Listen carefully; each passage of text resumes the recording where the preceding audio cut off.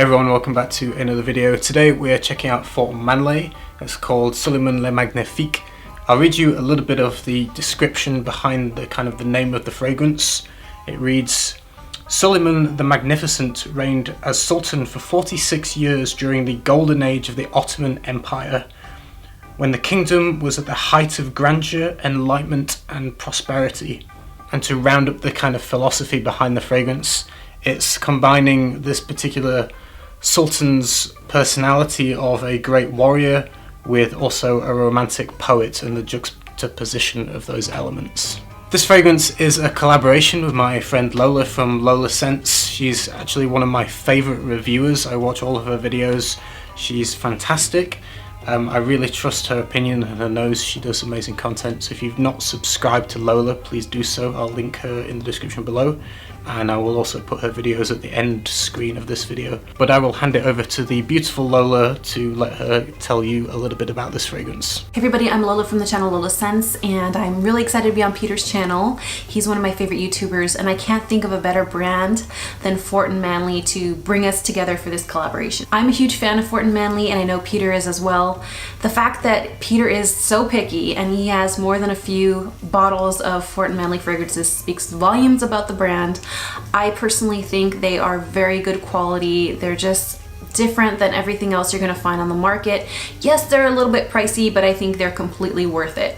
If I had unlimited funds, I would have a lot more Fort & Manle fragrances in my collection. I have one which is Charlatan. It's one of my favorites, but the one we're talking about today, Süleyman Le Magnifique, happens to be one that I really like on men. I bought this decant so that I could have my husband check it out and see if he liked it. This is my favorite from the brand for men, and I hate to put it in those terms, but personally I don't like it on myself. I find it just a little too masculine for me personally. Of course, anyone can wear anything, but in my personal opinion, I like this on men. It's very masculine, intoxicating. It's a very sexy scent to me. But let me tell you what it smells like. And it's a little bit hard to put in words what this actually smells like because it is a little more complex. It does have a lot of layers to this particular fragrance, and actually that's something in a lot of Fort & Manle fragrances I got was just all the different layers. Every time I smell it or wear it, it's a different experience. I smell something different. So that's one thing I really like about these fragrances. So when this opens up on my skin, I do get right away this spice, this cinnamon. And there is a red apple accord in the opening. I think I'm missing that.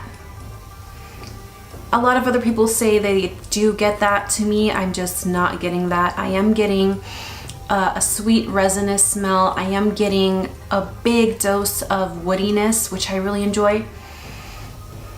But I'm not getting that red apple.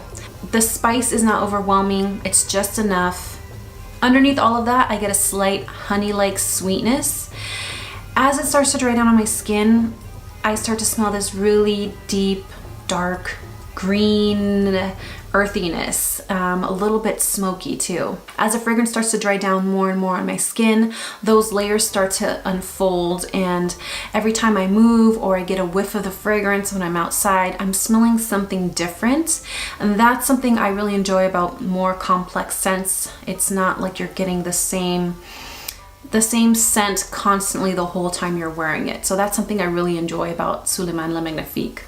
I've sampled all the fragrances from Fort & Manle, and Süleyman Le Magnifique was one of the better performing fragrances on my skin in particular. I have heard people saying that these fragrances don't last long on their skin, but this one I think is very long lasting. It lasted all day on my skin, and even to the next day when I woke up I could still smell it. So I do think that this one is a little better performing than some of the others I have tried. Overall, I think it's an outstanding fragrance, and although it's not one of the most popular from Fort & Manle or one that's talked about a lot, I think it is one of the best from Fort & Manle, so I'm really interested to see what Peter thinks. Thank you, Lola. Really appreciate you being on my channel.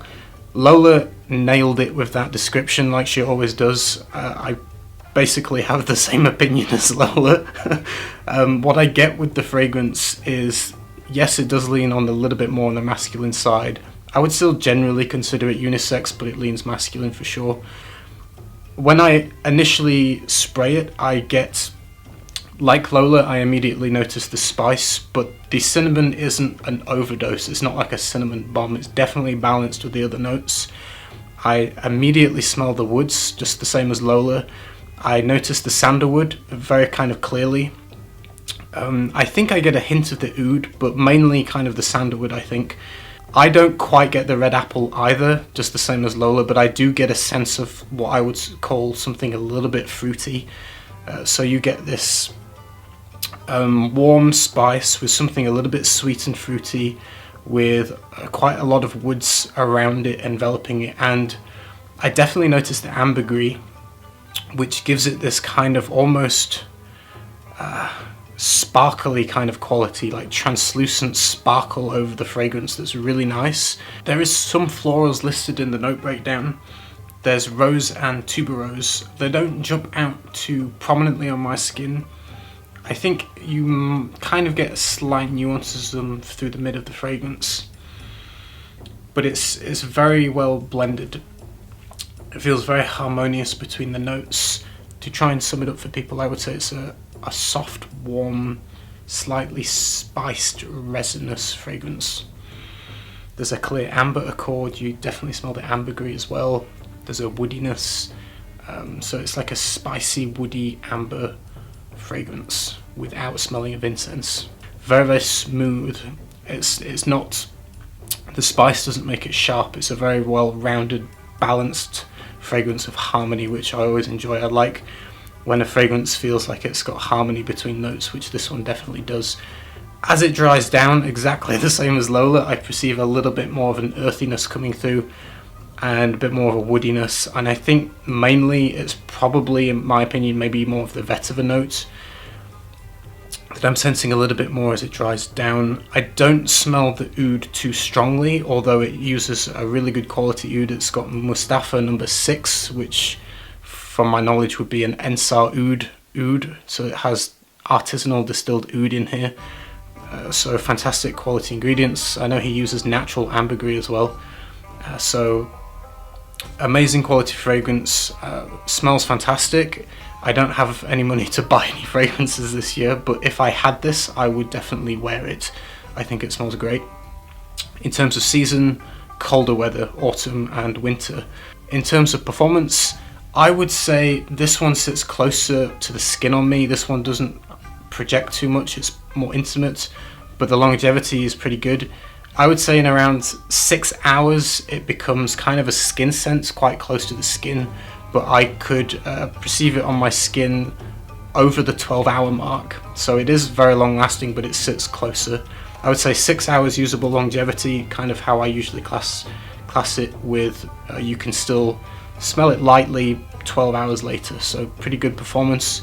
The pricing, from what I can work out from the Australian conversion, because his website lists Australian dollars, it's around about £150, a little bit more, for a 50ml bottle. I think the pricing is very competitive, considering to buy a retail Tom Ford private blend like Tuscan Leather would cost me about £160 in the UK.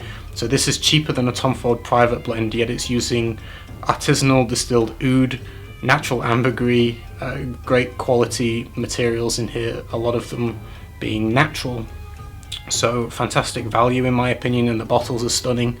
So yeah, Rasse Fort is one of the best perfumers around at the moment in my opinion. He does really good stuff. I really look forward to seeing where he goes in the future, and yeah, hope you enjoyed the video. Please check out Lola's channel, and I'll see you again next time.